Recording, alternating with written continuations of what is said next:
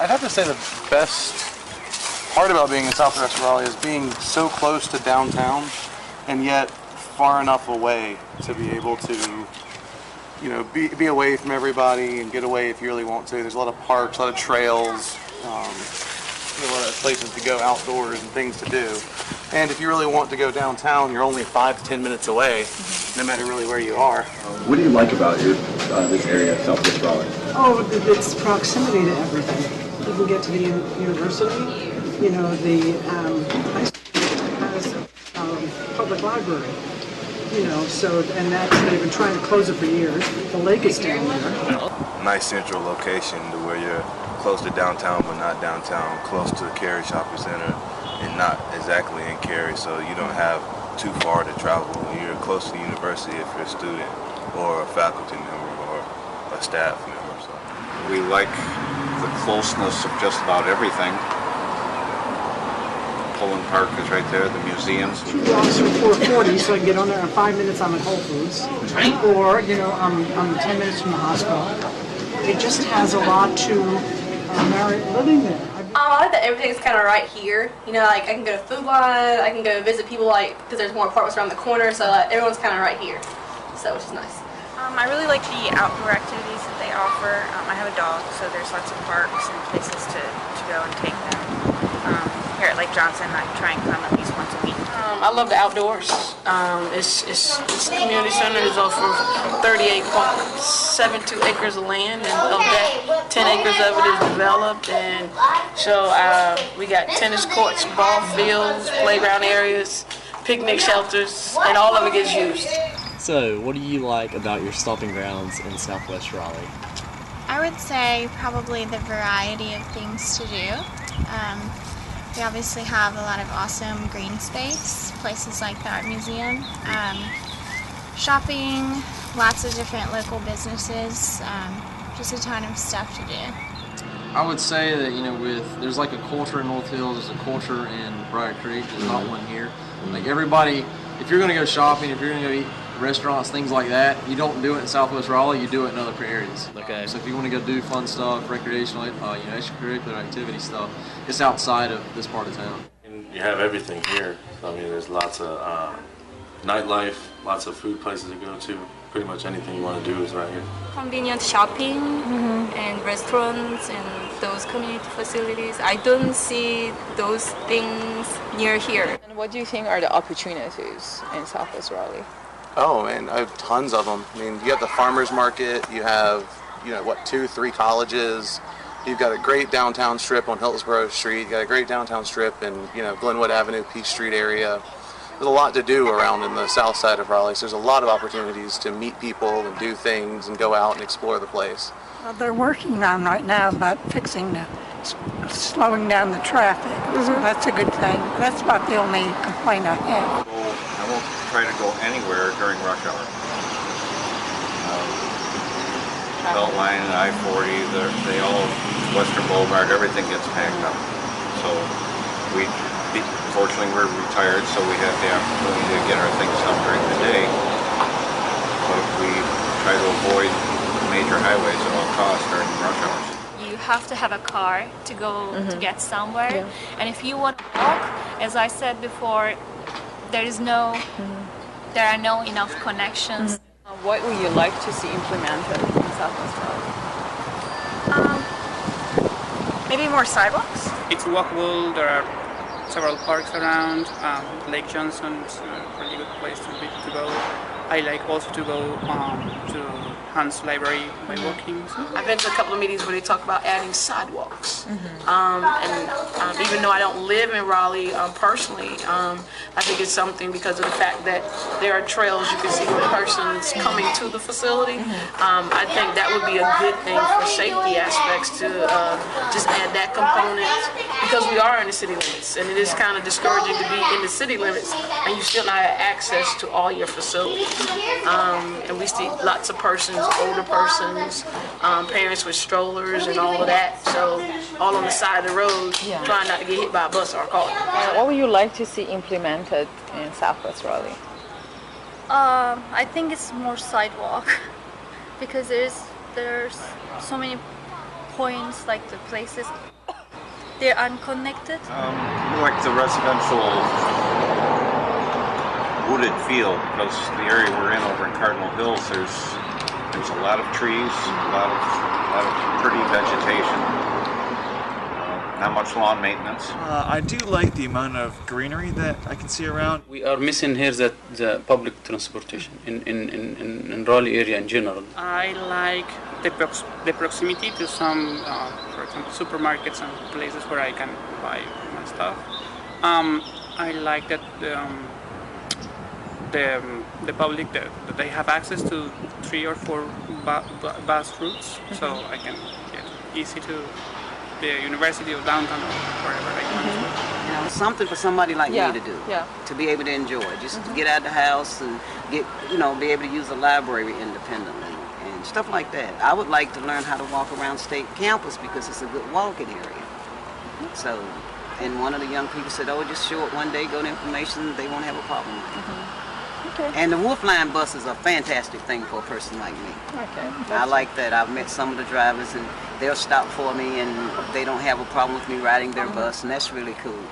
And I really like that. Okay. In US, generally everyone has a car, but this is a campus area, so most of the students, they may not have a car. So actually it's an advantage, I mean, to improve the transportation and walking. I think it's a great place because students are more likely to walk than other, working people in the US. So I think this is the advantage. But I like all the history of this side of town. I like seeing the old houses and the old places and the little side streets, and so that's really nice to see. It would just be nice to have some more people going in and trying to renovate the places and make them look nicer and trying to do something with this area a little bit more. There need to be better. Right now, the bridge is the Beltline, which is not a bridge to anywhere, and there needs to be an inside the city bridge between. And the old campus and new campus are the places to do it. I mean, that's the area where it would just be ripe for some kind of more meaningful connection. College brings it's a different, younger feel to the whole area. So, I hate to say it, but it makes me feel a little bit younger just to be down around the college. And thus far we haven't had any mishaps or incidents where we've regretted being so close to the college. What do you like about your stomping grounds in Southwest Raleigh? Oh, they're my stomping grounds? Oh. Youthful. Very youthful. A lot of youth. And what do you think are the problems in Southwest Raleigh? It's youthful. There's a lot of young people. Problems? Yeah. That's a problem. It can be a little rambunctious sometimes. What would you like to see implemented in Southwest Raleigh? Potentially more community-based events, something to pull the big variety of people we have here together. So it's a nice neighborhood. I've got graduate students beside me. It's a real diverse neighborhood. We've got the elder like me, we've got middle ones. I think because of the proximity with the university and these other commercial areas, there is an opportunity to build bigger apartment complexes for students. Also, I think that for families who want to live closer to the downtown, who work in downtown or in this area. So I think because some of the housing projects are old, they can renew them and build something more ambitious. And what do you think are the opportunities in Southwest Raleigh? I think right now in Raleigh in general, there are a ton of opportunities for growth. Our city has been getting a lot of national attention from Forbes and different publications, with a lot of great stuff happening here, a lot of progress, a lot of new business. What do you like about your stomping grounds here in Southwest Raleigh? Well, it happens we used to live right there, and so coming over here is a little bit like coming home, but it's a wonderful, wonderful change. We lived here when this was nothing. Right. It was a field, and we brought our dog out here, and it's just been transformed. And our daughter's boots are in that. Yes, our daughter's boots she's now 43, but as a young child, her boots are in that. So, pond. I mean, this is just an amazing place for us. Yeah. Just extraordinary what the state and the city have done to develop this is just extraordinary. We love it. So what would you like to see implemented in Southwest Raleigh? What do you think are the problems? Problems.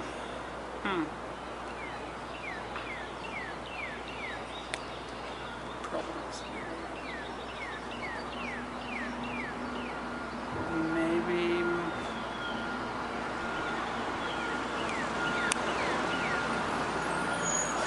What would you like to see implemented in Southwest Raleigh?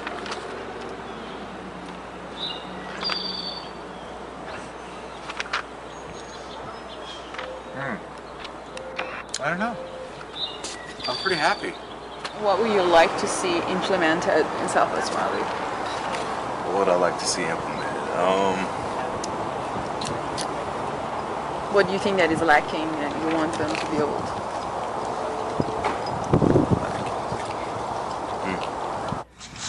What do you think are the problems in Southwest Raleigh? Well, I know you just told me kind of the areas that Southwest Raleigh encompasses, and I had no idea that some of these different neighborhoods were a part of this area. So building some awareness for that. My name is Russ Stevenson. I am an architect, graduate of what was the School of Design. Live here in Raleigh, have been on Raleigh City Council since 2005. Live in District D. And so I'm very excited to be here tonight in a couple capacities. One is to bring greetings from the City of Raleigh and to thank the colleges, design, management, humanities and social sciences for their participation in what is a really exciting and important uncovering of Southwest Raleigh for all the City of Raleigh. I'll just say in general, the partnership between the university and the City of Raleigh is an incredibly important one for us as we try to continue to grow our global brand. I guess NC State has a well-established global brand, and we want to work together for the city's part to build that high-quality environment, that quality of life that will continue to attract great students, but also great jobs and great companies to the City of Raleigh in the future. Obviously, we've been doing pretty well in the national rankings.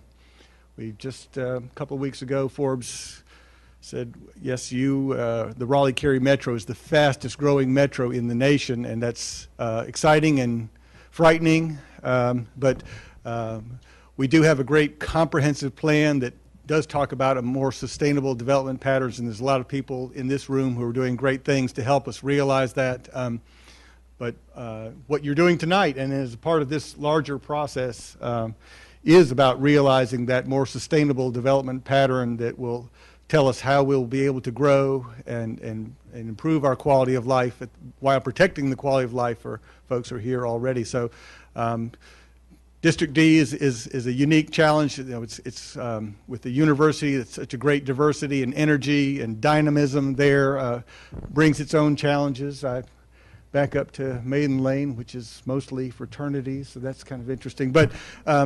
But we love it there, and the opportunities for partnering with the university are incredible. We know what the potential impact has already been. I guess I've been involved with George Chapman, our former city planning director, there. I was just thinking about, I was involved in the 1999 Hillsborough Street visioning, which was all about, okay, are we going to look at Hillsborough Street as a dangerous place with 4 times the state average of accidents of a street for its street of its side in North Carolina? Or are we going to think about it as what do we want it to be, and what is the common vision that we can craft to go forward and make it something better? And it's been a long, slow, that's one thing I've learned on being on city council. Everything is long and slow, but but we stick with it, and good things happen, and they have been happening in the city of Raleigh, and I know good things are going to come out of this uncovering Southwest Raleigh. I will note that that really the key person who brought this together is Councilor Thomas Crowder. I bring regrets for him. He's, as many of you may know, he's overcoming a bout of cancer. He's finished his last chemo treatment, but he's still climbing out of the hole from that, so he couldn't be here tonight. Asked me to bring his regrets, but it is an exciting time. We do appreciate what he's done and all the energy that the university has brought to this. So now I will turn it up. I'm going back to the city council meeting to talk about our budget, which will be fun this evening, but I'll turn it over now to Art Rice, and he'll take it from here. All right. Thanks so much.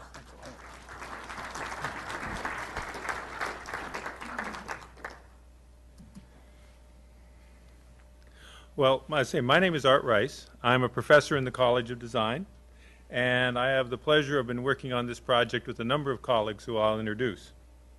First of all, I want to welcome back all the people who maybe were here at our kickoff back in the fall when we started this project. And I also want to welcome some of the people who maybe weren't here in the fall, who have now found out about the Uncovering Southwest Raleigh project. So hopefully you'll be able to hear today a progress report from us and our strategy of how we're going to be moving this forward. In addition, during the session today, we're going to be asking you to provide us some more information, because we have been spending the last 6 months or so collecting data and information. That process is not completely done yet, and so part of you being here tonight will allow us to continue that process. Before I go on much more, I want to introduce the people who are here, the people who are part of the project. From the College of Humanities and Social Science, working on the project is Dr. Kwesi Brookings. Dr. Kwesi. He will be speaking later, has been doing he and his graduate students have been working on collecting information from the citizens and the people of the city of Raleigh and the Southwest District on their perceptions and feelings about Southwest Raleigh. From the Poole College of Management is Professor Bart Danielson, who can't be here tonight, but his colleague Jason Queen. Jason, wave your hand. He's over there, and they've been working extensively on various forms of market analysis and to help us get understandings on the economic aspects and market and real estate aspects of Southwest Raleigh. And from the College of Design, working on the project as one of the principal investigators, is Dr. Chalen Palashlar and myself, Art Rice. Now, at the end, we have some credits where you can see the number of people involved in this, and it's far more than just us, and it couldn't be done by just us. But as we move along, you'll get an opportunity to meet some of the more of these people. Right now, tonight, there are a number of graduate students and undergraduate students who are helping us on the project tonight, and they're going to act as facilitators among each of the tables. So all of our graduate and undergraduate student facilitators, could you wave your hand? Okay, so we've seated the audience, so to speak. Okay, so they're going to be helping out. And in addition to that, there are other people who've been very critical to this project and working on it, and have done our GIS work and has worked on a lot of our collecting of data and historical analysis. Can you please wave your hands? Over there. Okay. Okay. So what we're going to do tonight is basically give you a progress report on Uncovering Southwest Raleigh. This is a project that began over a year ago and will be actually ending in summer of 2014. So we're about at the middle mark on this project. In addition, tonight we want to be able to hear some of your reactions to what we have collected so far, the information that we've gathered, and to get some input from you. And finally, we're going to begin tonight to discuss some of the critical elements and some of the things that are beginning to emerge, which are giving us a good idea about what Southwest Raleigh is as a community and what the potential future may be. Just as a reminder, this is our magic timeline, which helps you understand what we've been up to. Basically, it's really easy. Everything to the left of the dot we've done, and everything to the right of the big dot we haven't. We begin the project basically by, up till now, it's been mostly collecting information about Southwest Raleigh, organizing the spatial analysis, working on the market analysis, and the beginning of various visioning projects to explore alternative future. After tonight, as we continue through the rest for the next year, We'll be working on more visioning studies, collecting more community input, developing strategies and specific demonstration projects to help the people and the city of Southwest Raleigh, and the people in the community to get an understanding on what some of the decisions that are going to need to be made in the future and some of the mechanisms to influence those decisions, which will then affect the future of Southwest Raleigh. And toward the end of the project, we'll be developing specific tools that will be available to the city, to the university, and to the citizens to help guide the change that is going to occur in Southwest Raleigh. So, right now we're sort of in the middle. Okay.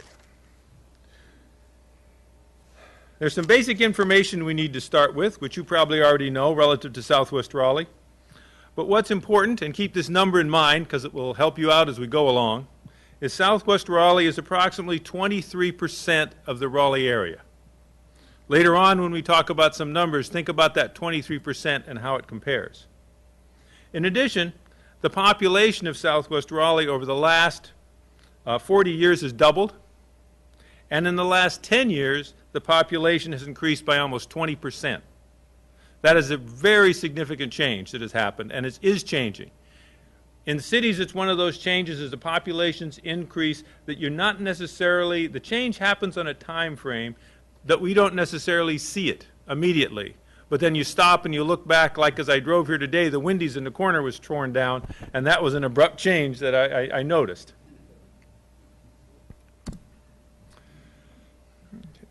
Now, one of the things we're going to talk about to begin this whole thing is give you a very brief summary history of Southwest Raleigh. Because one of the points we really want to make is the fact that this is a community that has evolved and changed significantly over time. And there's been various factors that have affected this change. And to get an understanding of that, we're going to drop it way back in time. Like the yellow line you see on my map up there is Hillsborough Street. That yellow line will reappear to help you figure out what we're talking about. Now, if we go back a little bit in time to the late 1700s, Raleigh came into existence. William Christmas Plan was developed in 1972, which identified Raleigh as a planned community, a planned city, on a very symmetrical grid. Oh, I forgot something already. Okay. This is an introduction to what I'll be talking about. But before I do that, we have a little thing you have to do. That Shalane, I folded my notes that I marked diligently on that I was supposed to do something. Now, we are going to talk more about the history of Raleigh. But before we do that, we want to give you the first opportunity to give us some information. So we're going to have what we call question number 1, and each of your tables should have a facilitator. And it'll be now a facilitator's responsibility to get you to answer question number 1. We'll take about 5 minutes to do this, and then we'll go forward. Thank you.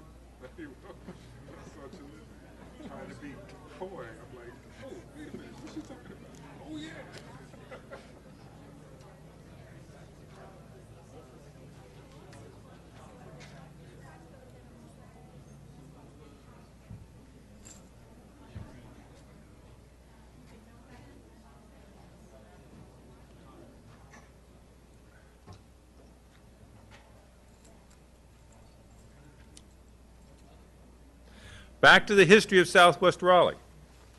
It started out as a planned community to be the capital of North Carolina and replace the capital that existed on the coast. I guess the best way you could characterize Southwest Raleigh at this time was Southwest Raleigh was Nash Square. That's about as southwest as we got. Now, as we move forward in time into the 1840s, one of the major events that happened was the construction of the Raleigh and Gaston Railroad. This was critical at the time because it really pointed out the importance of transportation systems, because up till then, Raleigh was planned to be the capital, was developing as the capital, but did not have good connection to the rest of the state. Without this rail connection, connecting it to the eastern part of the state and the major population sources, Raleigh would have never really taken off as a capital. So transportation played a very key role in the beginning. Now, moving forward a little bit further, up to the 1865, we still have the basic core of Raleigh, but some other events occurred. The St. Mary's Seminary, which then became St. Mary's, was developed back then. Avon Ferry Road was on an old alignment, which didn't necessarily match what we see today. And Dorothea Dix Mental Hospital was established at that time. Those are the beginnings of some of the development outside of the core of Raleigh. Also in 1865, there was a little bit of disruption when Sherman parked here for a while, but that was just something that happened. Now, moving forward into the 1870s, we still have Hillsborough Street being this primary axis leading you to the Capitol building, connecting you to towns to the west. But also at that time, the penitentiary was developed. Dorothea Dix was still there and developed. But another thing that happened, and it shows up in this illustration, is the city started to grow out beyond its planned bounds. So starting in the 1870s is when Raleigh became sort of a more organic growth of Raleigh, spreading out beyond its limits. By the time we get to the early 1900s, this spreading out has actually evolved into the creation of some of the earliest communities built outside that then later would become part of Raleigh. Carlede neighborhood, Method Road neighborhood were some of these. At that time, Hillsborough Street was still important, but it looked a lot different than it does today. But it still played a major role. It still was this connector to the Capitol, and it still formed the northern edge of the State College, but it also seemed to be a quite more rural area at the time than what we see of Hillsborough Street now. Moving forward to 1910, Poulin Park was developed, NC State College continued to grow, State Fairgrounds was established right next to NC State, so you had a complex of the State University and the fairgrounds right next to each other. In addition, Lake Raleigh was established, and Boylan Heights and Cameron Park developed further. One of the big elements at this time was, again, transportation related. The trolley tracks in Hillsborough Street appeared that allowed some of the western neighborhoods to be trolley car suburbs of Raleigh.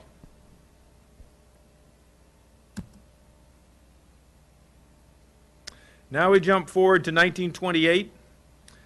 At this time, a lot of the additional communities and neighborhoods were being developed.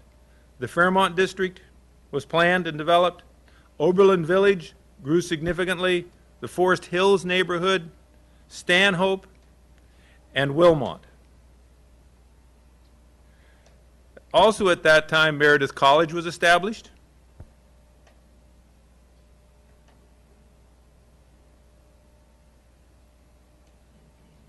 And to the south, in southwest Raleigh, further parts, was Poulin Hill Terrace and College View were some of the very first neighborhoods built out in that area.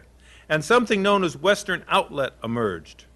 The need was expressed for other modes of getting from the center of Raleigh out to the west, and in addition to Hillsborough Street.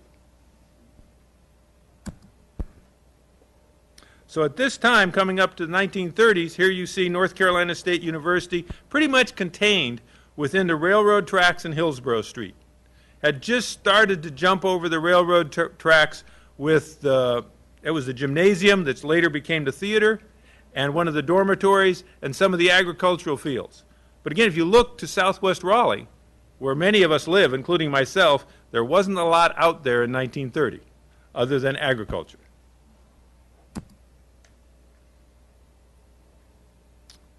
In 1938, there's continued growth in the Method Road area.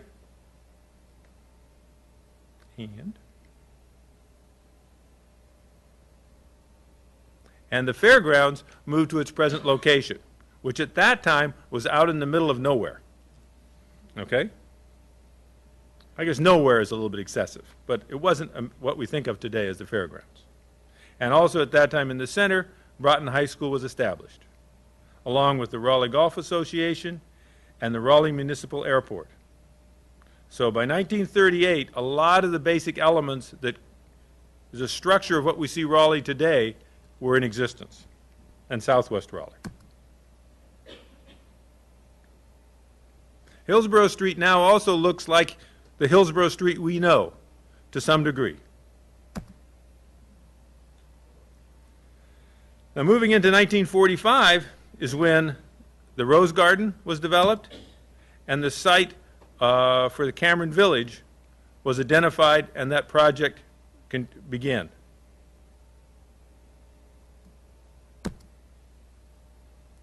Now, this gets us up to the 1950s.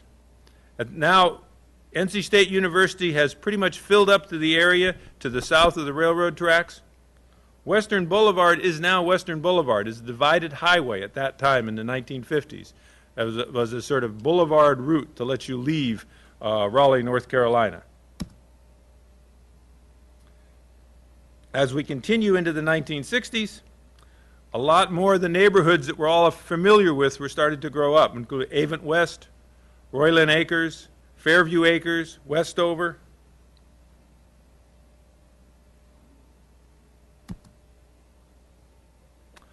In the 1970s, a very familiar site relative to the university was planned and was the beginning projects of Mission Valley Shopping Center just before it was built. Also, Avent Ferry Road was realigned just prior to that to make that connection to the campus. Later on, we're going to come back and look at this site of Avent Ferry Road and Mission Valley and how that possibly could change in the future. Now, there is another incredibly important event that our comprehensive research into the history uncovered in 1971. If you have really good eyes and you look at that billboard right there, Mick Jagger performed at our little theater, live, in 1971.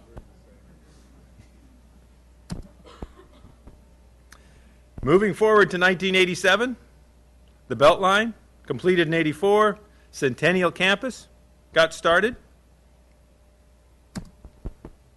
And today, in 2013, with the completion of the Hunt Library, the addition of university housing on Centennial Campus, some market rate housing now being added to Centennial Campus, and with the next major move on Centennial Campus will be the development of the commercial center on Centennial Campus. Centennial Campus has really come to the point where instead of being somewhat insular, it is now to the point where it can reach out and become a major driver and contributor to the community. So today, we bring ourselves up to what Southwest Raleigh is about, and I bet I'm supposed to ask another question. Aha! I didn't blow it. Okay. So, that's a very concise history of Southwest Raleigh, but the point we want to make is, again, with 20% growth in the last 10 years, and when you go back not too far, Southwest Raleigh basically didn't exist other than agriculture. The changes we have seen in the last 10, 20, 30, 40, 50 years have been dramatic. What we're planning for now is the changes that are going to happen in the next 20, 30, 40, and 50 years. And what will Southwest Raleigh become? And what will its role be in the city of Raleigh? And that is what we're trying to work our way up to. So before we go much further, we now have question number 2. So I'll call upon the facilitators to do their jobs.